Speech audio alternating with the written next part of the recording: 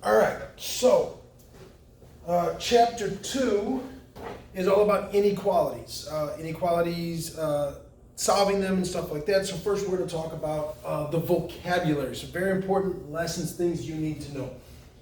When we say an inequality, we say is less than.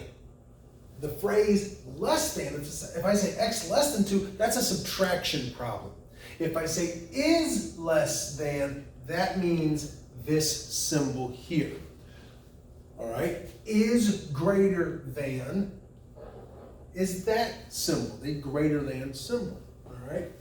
Is less than or equal to is less than or equal to.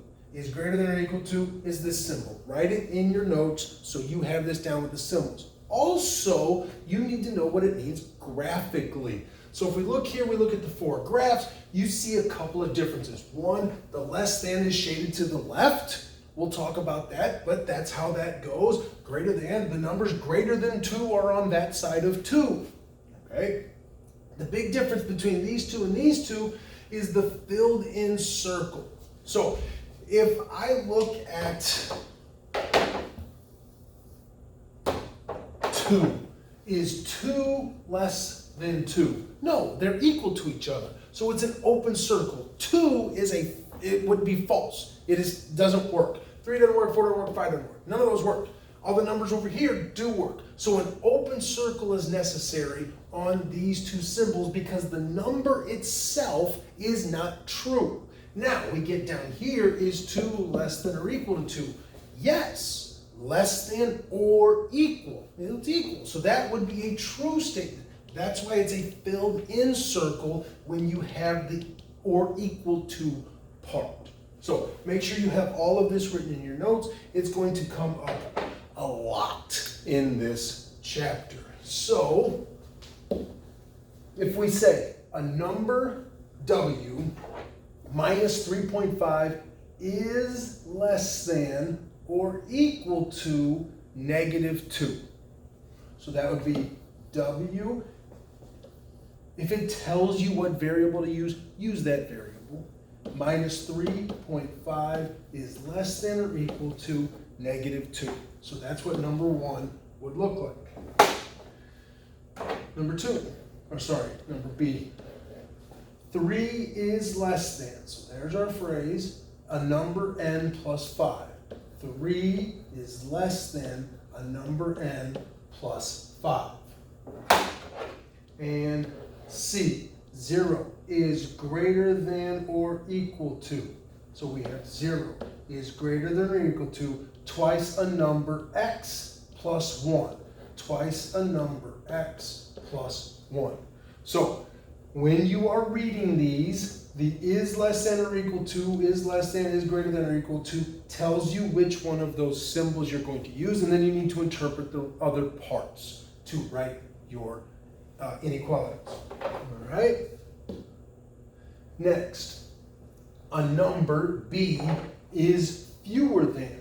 So that's not specifically one of our phrases, but is fewer than, is less than, basically the same thing. It'd be pretty boring if we always use the same word. So it's the same thing here. So this would be a number B is fewer than. B is fewer than 30.4. So that would be number 1. Number 2, negative 7/10 is at least. So that's a very important phrase. It'll pop up a lot. If I say something, if I say I have at least $5 in my pocket, I got at least $5 in my pocket. Does that mean I have more than $5? Could I have more than $5? Or could I have less than $5? Well, if I have at least 5, what I'm doing is I'm setting the floor. I could have more than that, okay? If I say, I got at most a 70 on that test last week, at most a 70, what am I saying? Could I have gotten over that? No, it's at most a 70. Could have got less. I didn't get over that. I'm setting the ceiling. So, is at least sounds like it would be a less than sign, but is at least negative 7/10 is a greater than or equal to sign. Put that in your notes next to that other stuff.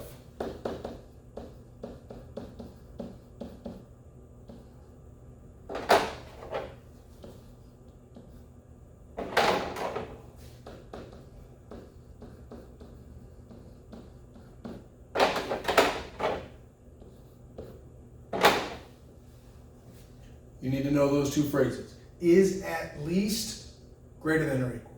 Is at most less than or equal. They will come up repeatedly in this chapter. Make sure you understand the two. All right?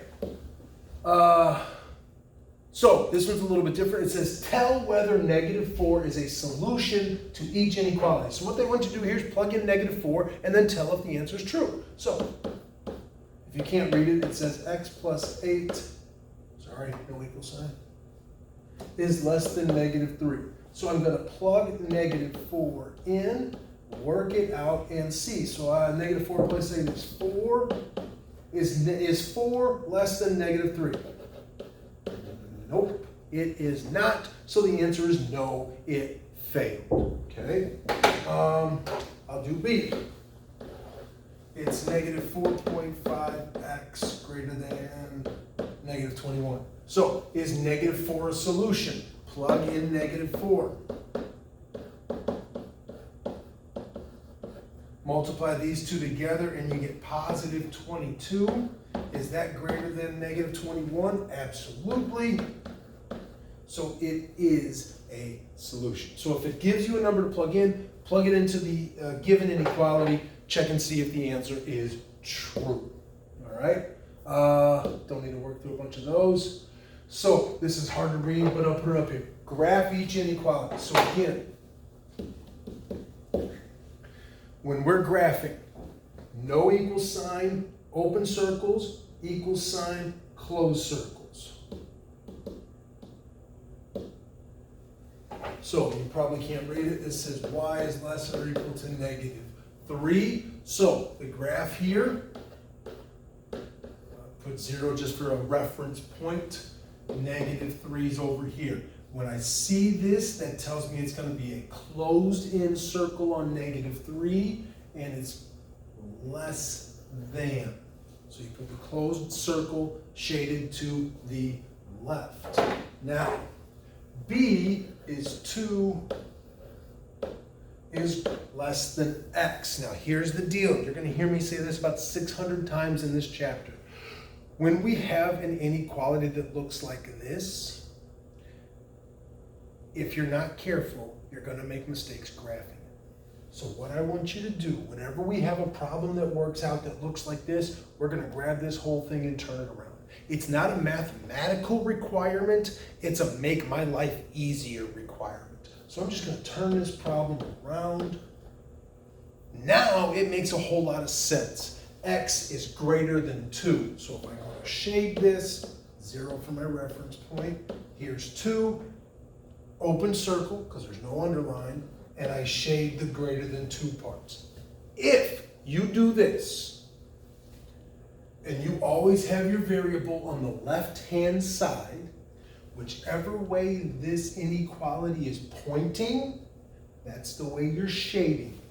If you don't turn it around, that's not always true. So we're turning this around to make life easy on ourselves. It is pointing less, plus it's called a less than sign, point less, shade less than, okay? We want the variables on the left to make our lives easier. All right. So let's do a couple of these.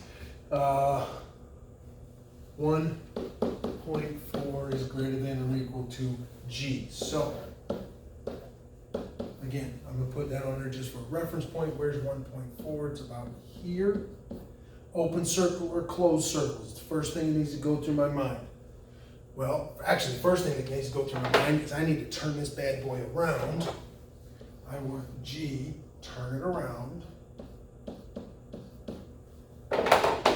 Now, open circle or closed circle? That's a closed circle, less than, shade to the left. That's what number 8 looks like. Number 10 First thing I need to do is simplify that. Square root of 36 is 6.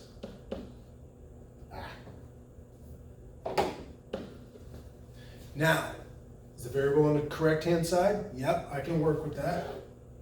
Put my 0 in. Open or closed? Closed circle, because it has the underline. Shade to the right. All right. Think. Okay, so now let's turn it around the other way. Look at this graph, and you may not be able to tell, it's kind of faint, but it's shaded on this part here. So how would I write the inequality for this graph? Well, it's a closed circle, so we're talking about height is greater than or equal to 48. That's for ride A. For ride B, it's right here. It has an open circle and it's shaded this way. So the height is less than 52. So you got to be able to do both things. You got to be able to look at a graph and write the inequality, look at an inequality and write the graph. All right, what do we have here for this inequality? Well, is it an open circle or a closed circle? Closed circle, so we know it's going to have that underline. So it doesn't tell me what variable, so I'm sticking with x. It is shaded greater than -6, so I have greater than or equal to -6 for my inequality. And I know because it's a closed-in circle that I use the or equal to part. And that's it. And that's that. Good luck.